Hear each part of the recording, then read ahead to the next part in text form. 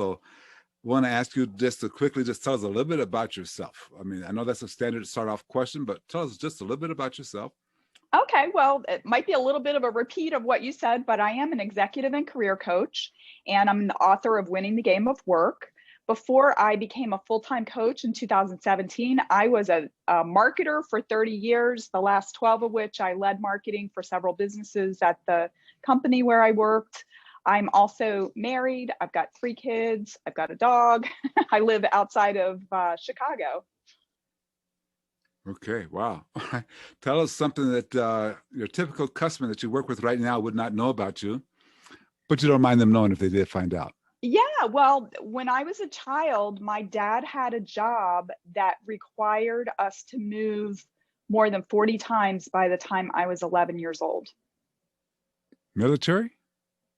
No, he worked for AT&T, the telephone Oh, company, okay. and he was a blue collar worker, and he worked on um, basically they were sort of like construction crews at the time. We're working on a very large project where they were burying all of the long distance cables underground.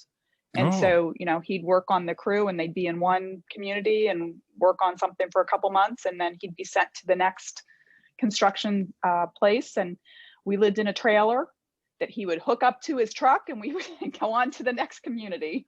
oh man, what an adventure that had to be. I mean, Yeah, I I could, mean, so much of it was, I was so young when it was happening. I really didn't know anything different. But I do think that from this perspective as an adult, I think that it really formed who I am in terms of being very adaptable and also being able to size up situations pretty quickly. And I suppose it's because I had to do that from a very early age.